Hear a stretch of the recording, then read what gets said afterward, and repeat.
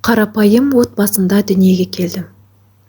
Әпкелерім бар, менен кейін інілерім. Ата-анам ескінің көзі кең пейіл, жүрегі жұмсақ, жаны таза адамдар. Сол кісілердің мейіріміне оранып өскен мен, өмірдің алғашқы беттері ертегі секілдеді. Жылдар өте, біз есейіп, әркім өз жолымен кетті. Менің арманым дәрігер болу, ақ халатты абзал жан болып, адамдарға өмір сыйлау. Құдай қаласа деген сеніммен еш қиындықсыз академияға түстім. Алғашқы күндері көзім отқа толы, жүрегім үмітке толы еді. Күн түн демей оқыдым. Қаншама ұйқысыз түн, көз ілмеген сәттер, бәрі бір арманның жолында. Бірақ тағдырдың өз жоспары бар екен ғой. Академияның 4-ші жылында өмірімнің бақыты өзгере бастады. Ол менің тыныш әлемімді төңкерген жігіт еді. Бір қарағаннан-ақ жүрегім дүрсілдеп, ішімде бұрын соңды сезілмеген сезім оянды. Сабырлы, сымбатты, сөйлегенде жүрегіңді жылытып жіберетін дауыс. Алғашында уақытша сезім ғой деп өзімді жұбаттым. Бірақ уақыт өте бере шынайы болып кетті. Біз жиі кездесетін болдық. Таңертең хабарласып, кешке дейін сөйлесетінбіз. Ол мені болашағым дейтін, ал мен оны тағдырым деп қабылдадым. Сезім оты мені алға емес, басқа жолға жетеледі. Бір күні ол маған сенсіз өмір сүре алмаймын, тұрмысқа шықшы деді. Сол сәтте ғашықтықтан соқыр болған мен келісе кеттім. Оқу, арман, дәрігерлік бәрі бір сәтте екінші орынға сырғыды. Мен махаббатты таңдадым. Сөйтіп басқа орамал салынды, студенттік партаны артқа тастап, тұрмысқа шықтым. Тұрмысқа шығып, академия оқи алмай, 4 жылын ғана бітірдім. Барлығы мен таңдаған күйеуімнің кесірі еді. Өте қызғаншақ мінезінен таяқ жеп, ауру анасының құшағына тығылып жылайтын едім. Енем өте момын жан, тек ауру болғаны болмаса. Біз үлкен бір үйде тұрдық. Қайнағам, апысым, енем және біздер. Жас отбасы деген атымыз болса да, абысыным өте нашар. Үнемі абысынымның кесірінен күйеуім ұрып тастайды. Енем байғұс та сол абысының кесірінен аш, әрі өте жасық болып қалған. Үй қамақтағы тұтқын. Сөйтсем, абысының бір бұты байында, екінші бұты қайнысында, екеуінде жіптей иіріп, айтқанын қылғызып отырған әпенде. Екі сорлы ұлы да бір қатыннан аса алмай, туған шешесін бөлмеге қамап қойған. Енемді көргенде жылағаным әл есімде. Ап-арық, аппақ шаштары ұйысып, таралмағаны көрініп тұр. Тырнақтары өсіп, әр жеріне мүжіліп түсіп қалған. Аяғының тырнағы өскені соншалық иіліп, терісіне кіріп жараға айналған. Тіпті денесінің кірі күстеніп жарылып кеткен. Байғұс кемпірді бөлмеден шығармай ұстаған. Сондағы шығармау себебі ауру жұғады деп. Енем бронхамен ауырған. Көкжөтел ешқандай ешкімге жұқпайды. Тек генетика жолмен ғана беріледі. Енеме абысыным күстенген лас ыдысқа өздерінің қалған құтқан тамақты береді. Соғып кеткен шай мен қатқан нанды береді екен. Байғұс енем соғып кеткен қызыл шайға қатқан нанды батырып жейді. Алғаш келім болғанда осы көріністі көріп шошыдым. Енем жастайынан жетімдік көрген, өмірдің ащы дәмін ерте тартқан жан екен. Тағдыр оған мейірім емес, сынақ сыйлапты. Күйеуі де, енесі де күн бермей, жастайынан еңсесін басып, ақыры қартайғанда ауру меңдеп, ешкімге керексіз болып қалған. Пенсиясы бар еді, бірақ ол да өз қолында емес. Сол үйдің отымен кіріп, Күлімен шыққан абысыным енемнің картасын өзіне алып, ай сайынғы тиын тебенін бұрқыратып өз қажетіне жұмсайтын. Енем болса үнсіз, қорғансыз пәк сәбидей мүлгіп отырады. Көзіне қарасаң бір кездегі мейірім мен үміттің орнына қорқыныш пен шарасыздық ұялаған. Кей күндері қолынан ұстап, шомылдырып шашын тарап, тырнағын алып ыстық шайын беріп отырамын. Сол сәтте ғана жүзіне сәл жылылық кіреді. Бірақ менің бұл ісім абысыныма ұнаған жоқ. Бір күні ас үйде кір жуып жүргенімде, ол қасындағылардың алдында маған көзінің шатынан қарап, мына қақпасты мәпелеп, басыңа шығарма, ертең өзің бейнетін көресің, деп мысқылдады. Оның сөзі жүрегімді тіліп өткендей болды. Бірақ жауап қайтармадым. Тек енемді қолынан ұстап, өз бөлмеме кіріп кеттім. Енемнің қолы дірілдеп тұрды. Қорқыныштан қалтырап, сыбырлап айтты: «Қызым, ана әйел не айтса да соны істеші. Маған бола ол әйелден таяқ жеп қалма». Мен оны құшақтап, басын иығыма қойдым. «Енеме, мен ештеңеден қорықпаймын», дедім сыбырлап. «Сіз енді жалғыз емессіз». Сол түні енем алғаш рет маған баладай еркелеп, көз жасын тия алмай ұйықтады. Ал менің ішімде бір үн оянды: егер бұл үйде әділет болмаса, мен болам әділет. Үлкен әпкемнің туған күніне бару үшін 2-ақ күнге үйден шықтым. Күйеуім қасымда болатын. Бірақ сол қуанышқа да мен үшін көз жасы араласты. Жай ғана туған күнге бару мен үшін үлкен сынақ еді. Күйеуімнің ашуы тағы да себепсіз өртенді. Оған да кінәлі сол абысыным.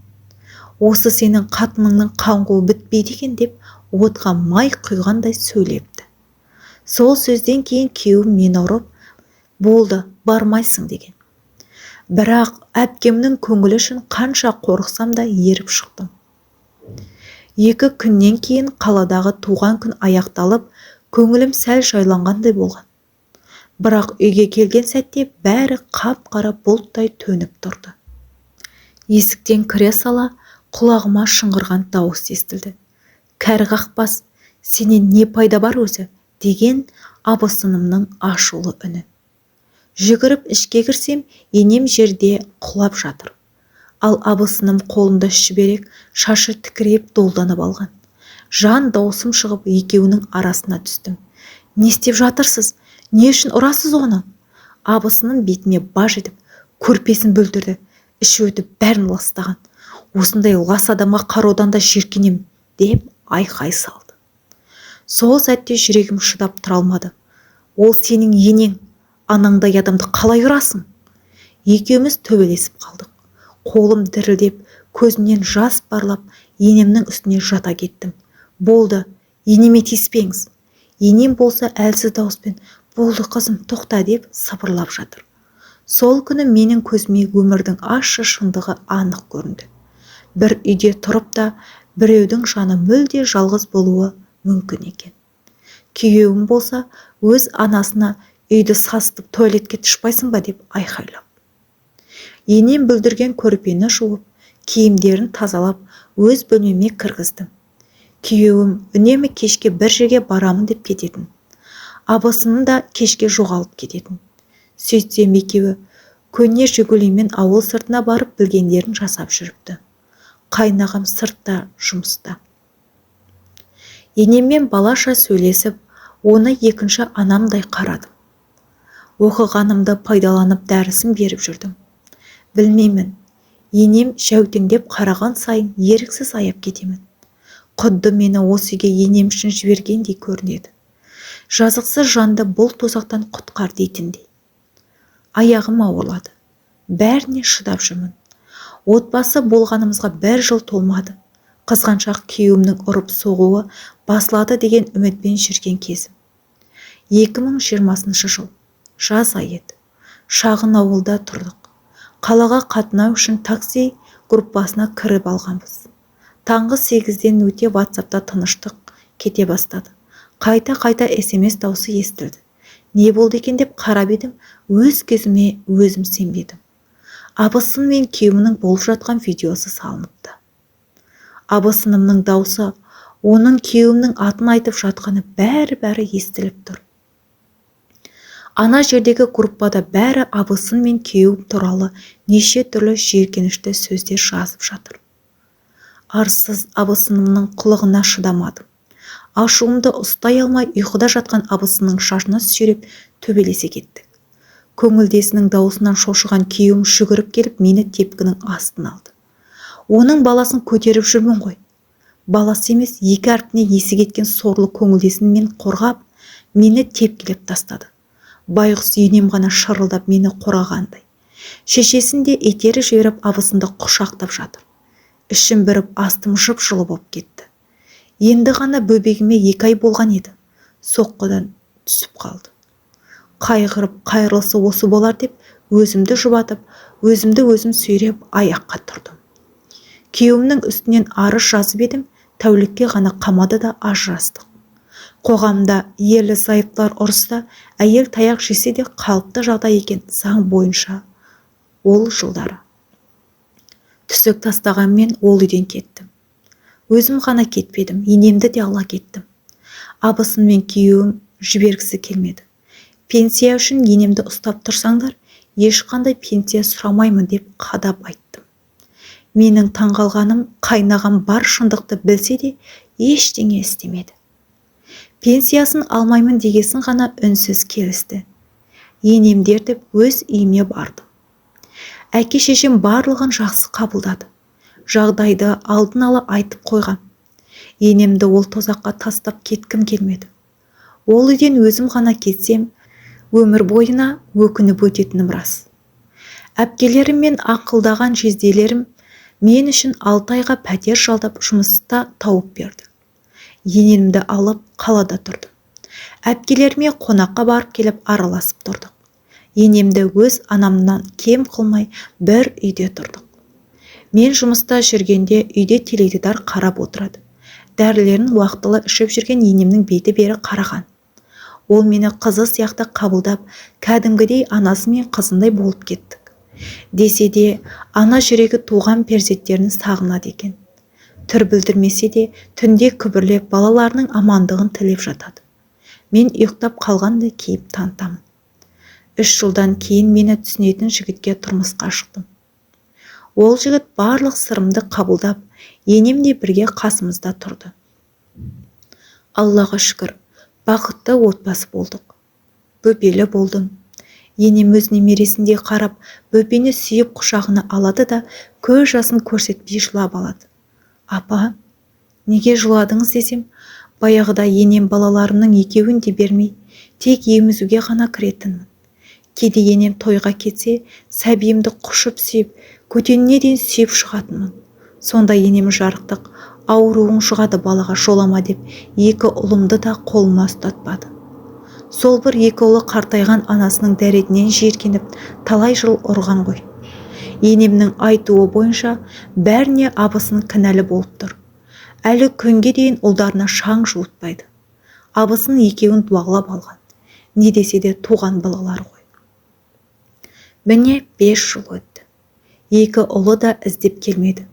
Енемнің көңілі үшін ертіп қара шаңыраққа келдім. Абысыным сотталып кеткен. Рет шешіп беремен деп елді алдап, ақыры темір торға түсіпті. Үй атына аударып алған ол, қарыз жабу үшін сатуға қойған екен. Жас отбасы сатып алыпты. Қайнағам мен бұрынғы күйеуім Алматыда жұмыста жүр екен. Көршіден сұрап алып звондап едік, телефон көтере қоймады. Кейін тағы звондағанда, ауру кемпірді неге айтып тұрсың? Өзің алып кеттің ба? Өзің бақ. Хабарласып мазамдалма деп боқтап айқайлады. Енем барлығын естіп үнсіз жылап қалды. Содан кейін еш уақытта ұлдары туралы ештеңе сұрамады. Сөйтсем, бәрімен қоштасып жүрген екен. Осы жаздың шілде айында өмірден озды.